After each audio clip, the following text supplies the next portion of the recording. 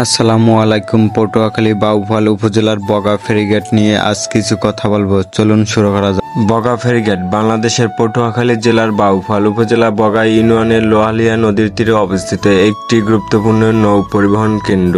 এটি দীর্ঘদিন ধরে স্থানীয় বাসিন্দাদের পারাপারের প্রধান মাধ্যম হিসেবে ব্যবহৃত হয়ে আসছে, যা বাউফল, দশমিনা, গলাচিপা উপজেলার প্রায় 8 লাখ মানুষের যাতায়াতের জন্য গুরুত্বপূর্ণ।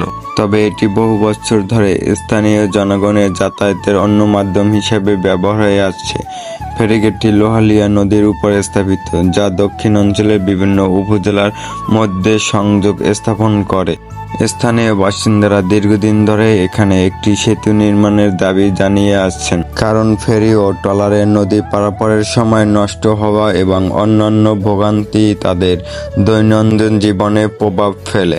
বিগত সরকার একাধিকবার লোহালিয়া নদী বগা পয়েন্টে সেতু নির্মাণের উদ্যোগ নিলেও তা বাস্তবতা প্রমাণিত হয়নি। সেতু নির্মাণের ফলে পরিবেশের উপর কিছু প্রভাব ফেলতে পারে, যেমন কৃষি জমি ও বাস্তুতন্ত্রের স্বাস্থ্যের অবনতি, বিভিন্ন প্রজাতি বিলুপ্তি এবং পানি, বায়ু ও মাটির ঘনত্ব মানেই অবনতি। এই বিষয়গুলো বিবেচনা রেখে সেতু নির্মাণ পরিকল্পনা করা হচ্ছে।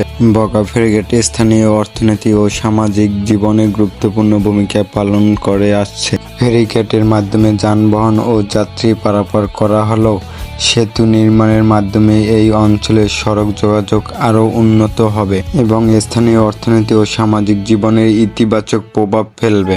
বর্তমানে ফেরিঘাটের মাধ্যমে যানবাহন ও যাত্রী পারাপার করা হলেও সেতু নির্মাণের মাধ্যমে এই অঞ্চলের সড়ক যোগাযোগ আরও উন্নতি হবে এবং স্থানীয় অর্থনীতি ও সামাজিক জীবনে ইতিবাচক প্রভাব ফেলবে।